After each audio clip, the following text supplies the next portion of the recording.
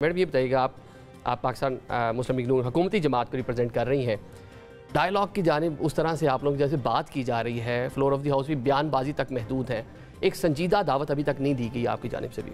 देखिए, I might sound a bit harsh, लेकिन dialogue political parties से होता है, कल्ट से तो डायलॉग करना वैसे ही बहुत मुश्किल है।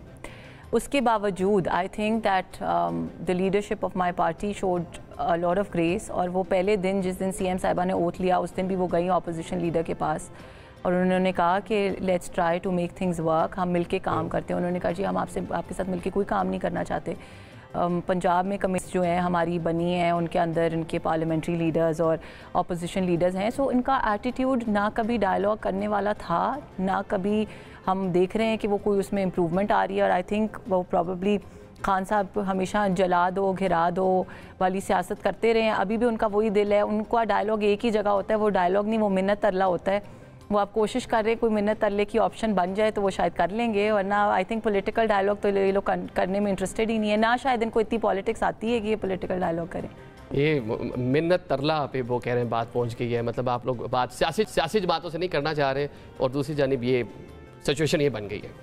देखें, बात ये है ना कि सबसे पहले आपने ये देखना है कि अवाम ने मैंडेट किसको दिया है। और अगर एक बंदा फॉर्म 45 के मुताबिक आ रहा है और फॉर्म 47 लेकर कहता है कि जनाब आए हमसे बात करें, वैसे तो मैं हारी हूँ, लिहाजा हमसे बात की जाए और ऐवान चलाया जाए, ऐसे कैसे चल सकता है? सबसे पहले आपने खुद एडमिट करना है कि हम हारे हुए हैं। अगर आप देख लें मरीम साहब हों, नवाज शरीफ साहब हों या बाकी जितने इनके रहनुमा हैं, वो सारे हारे हुए हैं, अपने तमाम हल्कों से हारे हुए हैं।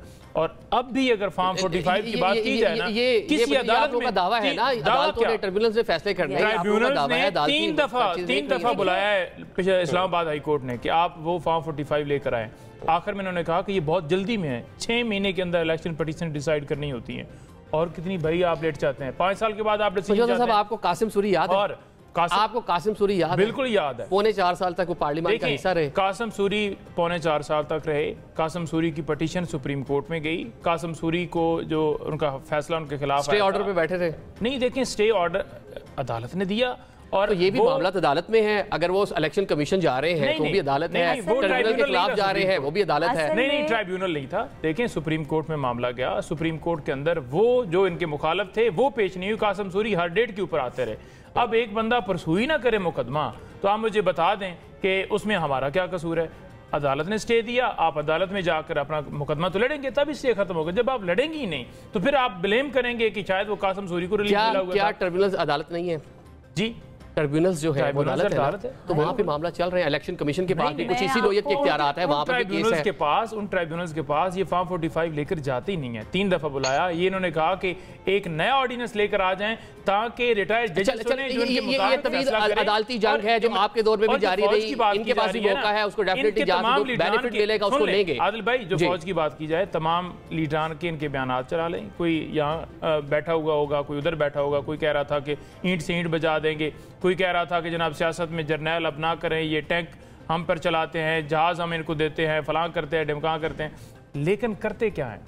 जब ये इक़्तिदार से बाहर होते हैं उस वक्त ये कहते हैं कि ये फौज जो है ये मुदाखलत करती है, फौज ये लेकर आई, फौज ये करी। ये कह रहे हैं कि सियासत से कोई तल्लुक नहीं। ये कैसी एक मजाका खेज बात है? ये तो लग रहा है अपनी बात कर रहे हैं। कौन? शायद मुझे ऐसे लगा कि पीटीआई के वो आपके बयान आपको याद करवाएंगे कि आपकी क़यादत क्या बयान देती रही है। देखिए, हम तो कह रहे हैं कि सियासत से फौज का कोई तल्लुक नहीं है और वो अपनी आईनी हदूद के अंदर हैं और हम उन्हें आईनी हदूद जो है वो बताने के लिए हम कह रहे हैं कि उनसे बात करेंगे, उनको बताएंगे कि आप अपनी कॉन्स्टिट्यूशनल हदूद के अंदर हैं। हम ये नहीं कह रहे कि हम डील करके कोई मेडिकल का बहाना बना के मुल्क से बाहर चले जाएं। इमरान खान तो जेल काट रहे हैं, इमरान खान तो मुकदमा फेस कर रहे हैं। कहीं आईन में ये मौजूद है कि आप जाकर उनको ये बताएं कि आप अदारे के साथ जाकर डायलॉग करें और उनको उनकी आईनी हदूद। देखिए, पाकिस्तान में हमेशा एस्टेब्लिशमेंट का जो है किरदार पॉलिटिक्स में रहा और उन्होंने जो है हुकूमतें उठाई गिराई, फॉर्म 45 के मुताबिक, फॉर्म 47 के मुताबिक लोगों को जैसे बनाया, अभी भी बैठे हुए हैं, तो उनका कोई इसके साथ ताल्लुक नहीं है।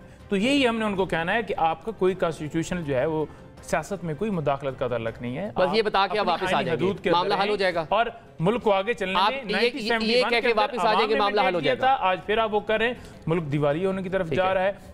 लोग नैब के अंदर तरमीम करके 480 अरब रुपए पाकिस्तान तहरीक इंसाफ की हुकूमत थी तो जनाब उस वक्त रिकवर किया गया था, रिट्रीव किया गया था। लेकिन 1100 अरब रुपए का नुकसान इन्होंने नैब तरमीम डालकर इन्होंने किया है, और वो नुकसान किसको गया है? मुल्क को हुआ है। और किस जरिए किया है? अपने सारे केसेस खत्म करवाएं, वो 1100 अरब रुपए का नुकसान हुआ। ठीक हो गया, आप कुछ रिस्पॉन्ड करना चाहते हैं? मैं इनको ये कहना चाही थी, ये कह रहे हैं कि हम इदारे को बताना चाहते हैं कि आप अपनी आईनी हदूद में रहें। सबसे पहली बात मुझे हैरत हो रही है, शायद इनके मुताबिक इदारे का आईनी हदूद जो है वो एक वालिद का है, क्योंकि अपने दौर में तो ये कहते होते थे कि आर्मी चीफ जो है वो हमारे वालिद हैं और हम उनकी इतनी ज़्यादा इज्जत करते हैं।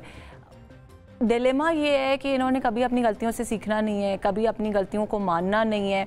अभी भी इनडायरेक्टली और डायरेक्टली यही कह रहे हैं कि हम उनको ये बताना चाहते हैं। जो लोग असेंबली के अंदर बैठे हुए हैं, इन्होंने आज तक लीगल रिकोर्स नहीं लिया। जिस चीज़ का इल्ज़ाम लगाया, 2013 में रोना शुरू किया था 1335 पंक्चर का, वो प्रूफ नहीं हो सका जुडिशल कमीशन में। They will never resort to legal recourse. सिर्फ जलसों में खड़े होकर पेपर लहराना या टॉक शोज पे बैठ के ये कहना जी ये फॉर्म 47 वाले, फॉर्म 45 वाले, आप जाएं, आप अदालतों में, आप खुद लॉयर हैं, मैं भी लॉयर हूँ, इसलिए I understand the legal process. आप प्लीज कोर्ट्स में जाएं, वहाँ पे करें। अगर कोर्ट किसी को रिलीफ दे रही है, दैट्स द कोर्ट में भाग गए जी आपके लीडर तारक फजल चौधरी, ये तीनों एमएनएस भाग गए। उसी तरह जिस तरह आप लोग फॉरेन फंडिंग केस में बहुत सालों से भाग रहे हैं। मैंने उनसे अलग मांगा था, तो उन्होंने कहा कि मैं अलग नहीं दूंगा, मैं अदालत में दूंगा, और अदालत में जा नहीं रही। यही मैं आपको कह रही हूँ, that is for the court to decide. ये कोर्ट का डिसीजन है। कोर्ट उनको इलेक्शन कमीशन जो शर्मिला साहब से बात करें।